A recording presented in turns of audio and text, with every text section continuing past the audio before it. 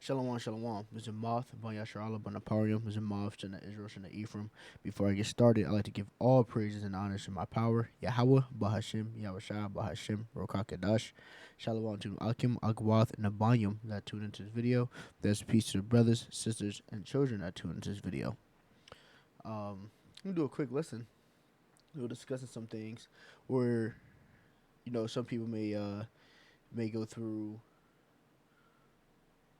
I don't know. All right, so people, when I tell people about the truth, a lot of them say I'm an idiot. I'm dumb. They make jokes to my man that's that CTE from playing football. They try to put it to the side, and they kind of view us as like we nobodies, right? From the when people be us brothers that be out there preaching, a lot of people look at us like we crazy, be homeless. I've had someone I've known. I was over the house, and this girl was like, "Yeah, I saw these people on the side of the road," and I was like, "Those people crazy." And then my homie was like, "That was Kwame," and she was like, "Oh." But like looking at it as what they view, not understanding that we are trying to store treasure in heaven. And honestly, my point of this lesson is I will gladly be a nobody and gladly be a fool for Yahweh while Yahweh shall sake. Let's get into it. It's the book of Matthew, chapter 11, verse 25. At that time, Yahweh Shai answered and said, I thank thee, O Father, O Abba, out of one of heaven and earth, because thou hast hid these things from the wise and prudent, and have revealed them unto the babes. These people that are learned people is people that go to theologian school and they can't really break down the Bible correctly. It's people that are in high stature places, like these famous people. They can't go to most of them can't go to they can't go to the Bible and really break it down the correct way. You know. Now the one precept goes. I'm just gonna paraphrase it. Uh, a rich man they'll listen, but a poor man they won't listen. Essentially, that's what they're saying. A rich man will say this, and he be like, yeah, that's right. But they won't actually come to the prophets of the Lord, which is going to end up biting them in the ass. But to them, we are nobody. But the Lord has given us the greatest thing on earth, which is His wisdom, right? Book of Matthew, chapter 5, verse 5. Blessed are the meek. Now, it goes into meek. That goes into being like, I'm trying to think of the right word. You're not proud. I'm trying to think of the opposite word of being proud. But you know, blessed are the meek, for they inherit the world, the earth. These people that are lowly, keep their head down.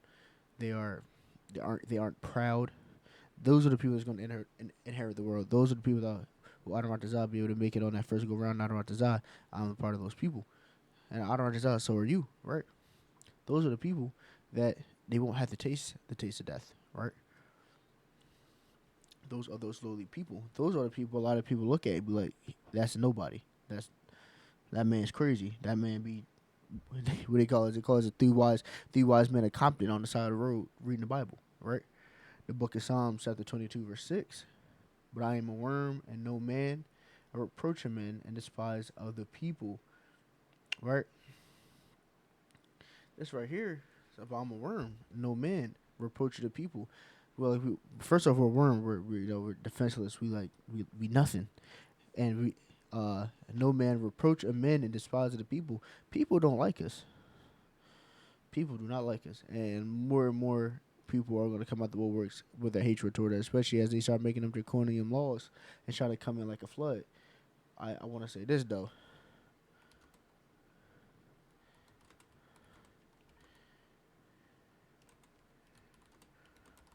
Pull this precept up. I don't want to paraphrase it. I want to pull it out for y'all.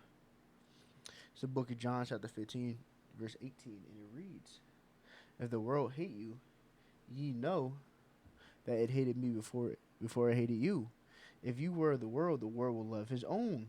But because you are not of the world, have I chosen you out of the world. Therefore, the world will hate you." So going back to this, they hate us. It's kind of like the precept I did.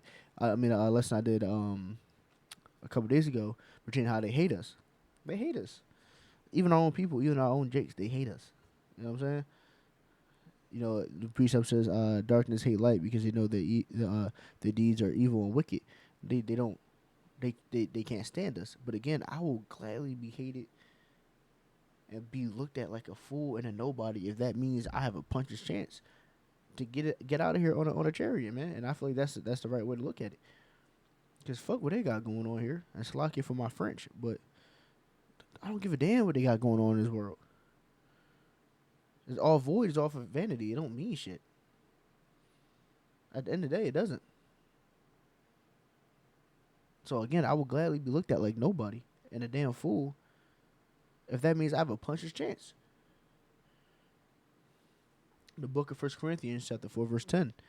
We are fools for Hamashiach's sake, but ye are wise in Hamashiach.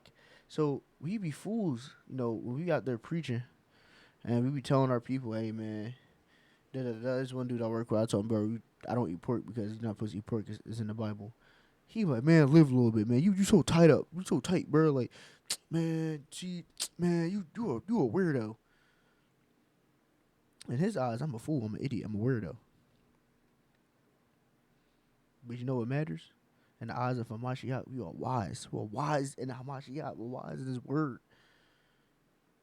That's what matters. That's what matters.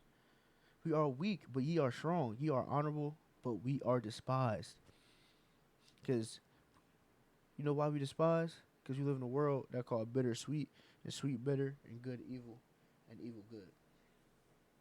There's no order in here. So why would you want to fit in? Why would you want to be like these other people? You shouldn't want to.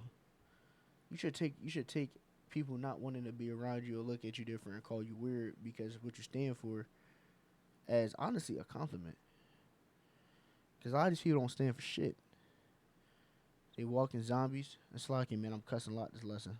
I'm gonna dial it back, Slocky. We dial it back. But well, my rude speech. Let me dial it back. A lot of these people, they like The Walking Dead. Is if you don't have you leave the understanding you are in the congregation of the dead. These people, most of these people never even had the understanding. They're a part of The Walking Dead. So why would you want to be grouped in with these people to begin with?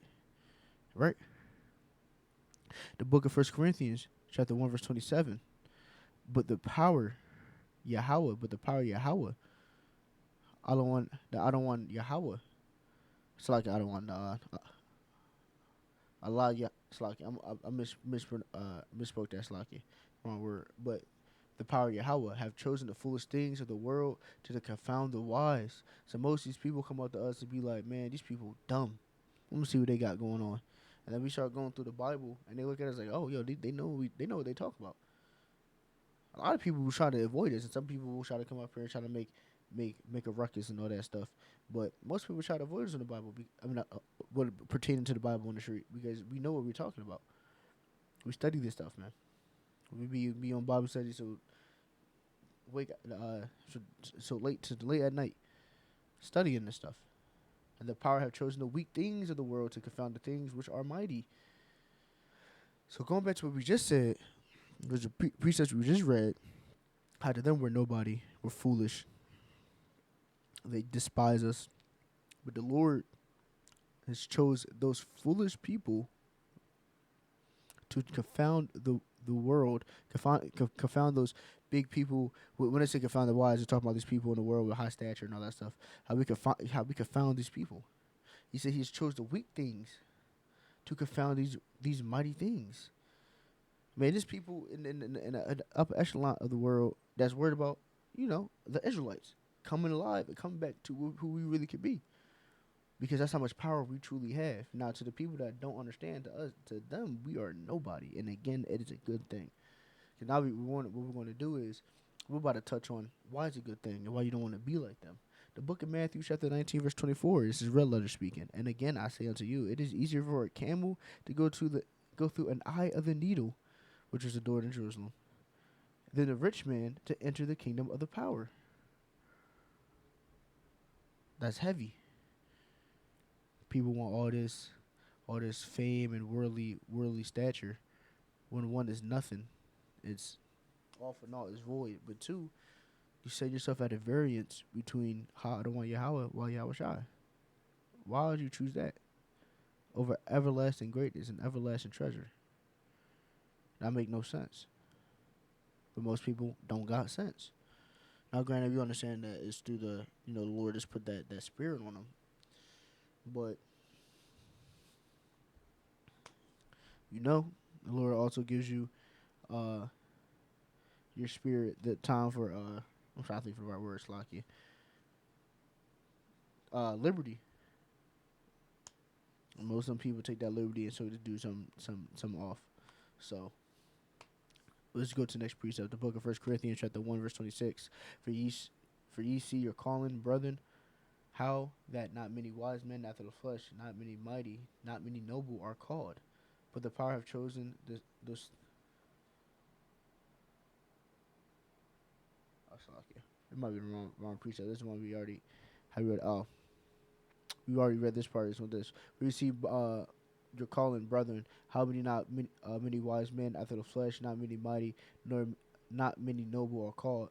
A lot of these big people of stature, they're not called. They're not called into this ministry. They're not called to come back into the Lord because the Lord said they want meek people. Now I know when you reread we were just talking about it is I believe it's Zechariah. You know he essentially worked for what today would be called the IRS, right? But he was given a chance to come back because he said, I will give it all up. I'll give it all up. And the Lord was like, that's faith. Most people nowadays, with all this money, they probably they probably similar to the other story when the other dude he did everything. He kept the laws. He did everything he had to do. The Lord says, sell everything you have and come with me. And he couldn't do it. He was like he walked away sad because he didn't have faith and he was too tied to that material stuff. This is why a lot of these wise and big people, mighty men, are not called. A lot of them not okay with willing getting rid of their stuff. I'm not gonna say everybody because I don't know. I'm not Yahweh nor am I Yahweh Shai. But it says it here. Not many of them are called. The book of Luke, chapter 6, verse 24. But woe means destruction. So, but destruction. But woe unto you that are rich, for ye have received your constellation. I will be a nobody, man. I'll be a nobody. I'm okay with that.